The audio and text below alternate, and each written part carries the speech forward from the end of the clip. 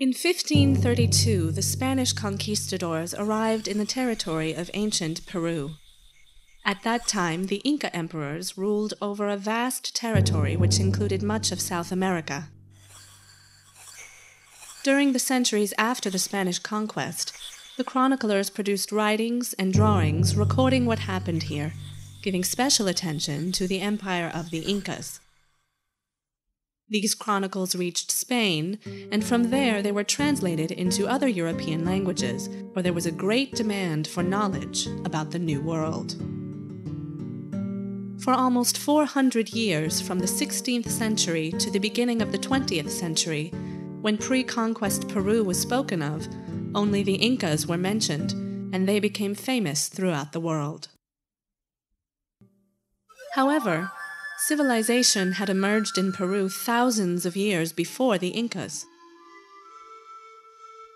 The work of pioneers of Peruvian archaeology like Rafael Larco, the founder of the Larco Museum, made it possible to learn more about the ancient development of Peruvian history. The first archaeological work carried out during the early 20th century revealed that the empire created by the Incas accounted for just the last 100 years of a cultural development that lasted for more than 10,000 years.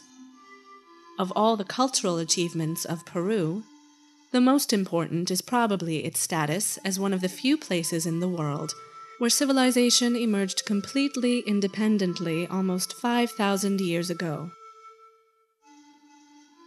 This was possible because of the special conditions created by Peru's geography. The people who arrived in the Andean region more than 10,000 years ago adapted to a varied and demanding territory. Peru's seas, cooled by the Humboldt Current, which travels up from the south, are the most fertile waters on the planet, and they provided the ancient inhabitants of the coast with a permanent food source, enabling them to build the first settlements and abandon their nomadic lifestyle.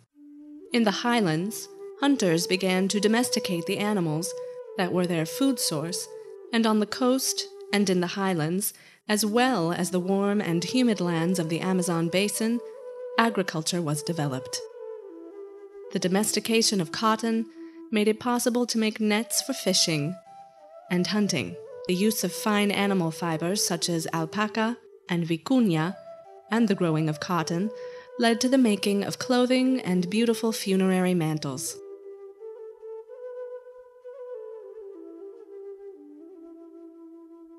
Peru is a cradle of civilization because thousands of years ago, ancient Peruvians developed a way of seeing the world and of understanding themselves within that world, and they expressed their beliefs and knowledge in their architecture, their stone carvings,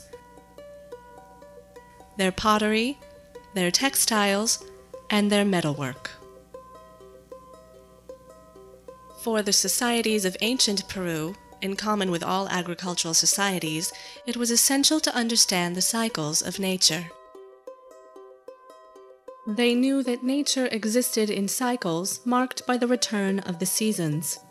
Ancient Peruvians believed that, in a similar way, we humans are born, live, die, and pass into another subterranean world from which life is born again. These natural cycles are possible because the forces which give life to the world are in constant movement. These forces are opposing and yet complementary at the same time. For this reason, at the center of the Andean worldview, we find the concept of duality. The cycle of life is only possible when opposing forces provide it with movement. These forces exist in three planes or worlds. The upper world, or Hanan Pacha, inhabited by gods and represented by birds. The earthly world, or Kai Pacha, inhabited by humans and represented by felines. And the lower world, or Uku Pacha, inhabited by the dead and represented by serpents. Ancient Peruvians represented the forces which gave life to the universe, formed by the sky from where rain fell, the earth where we humans live and work, and the subsoil where the dead go, and from which the fruits of the earth emerge. There was interaction between these three worlds. Favors and benefits were asked for, and offerings were made. In this world, humans made offerings to the dead who inhabited the subsoil, and the dead responded by fertilizing the earth, in the same way that the ancestors fertilized Mother Earth at the beginning of time, when the first life emerged, represented by the tree of life. Humans gave thanks for the life that is produced in this world, inhabited by men, women, and different animals, and they celebrated by toasting with chicha, using cups known as queros, that contained the ceremonial drink fermented from corn, that golden fruit of the earth. Sexual union was understood as an interaction between worlds, in which there is a sharing of forces and fluids between beings which belong to distinct genders or worlds. From this world, humans asked the upper world for water and the warmth of the sun. So that the water and sunlight would come, it was necessary to perform rituals. For Moche society, which developed on Peru's northern coast between 100 and 800 AD, their most important ceremony began with combat, in which warriors dressed in fine clothes and adornments would face each other in hand-to-hand fighting. Victory was achieved by removing the headdress from one's opponent in order to grab him by the hair. In this way, sacrificial victims were obtained. The vanquished were stripped and tied up, and taken in procession to the place of sacrifice, where they were prepared for the supreme offering, the blood sacrifice.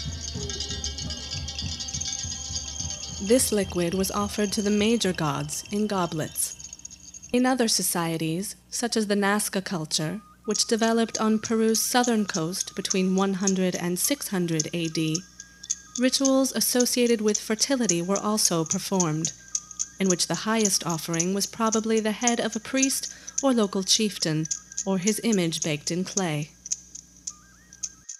Just as during times of crisis when human blood and lives were sacrificed to appease the gods, other rituals were also performed in which the blood of animals, such as deer, was offered.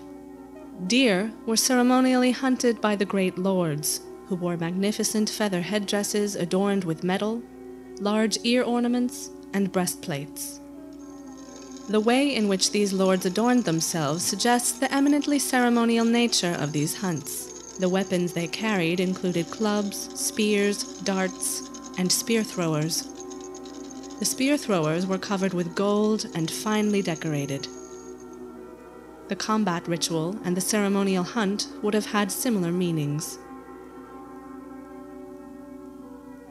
Just as the objective of the combat was not the conquest of territory, but rather the capturing of an opponent for sacrifice, the aim of the deer hunt would not have been to obtain food, but rather to capture the deer for ritual sacrifice.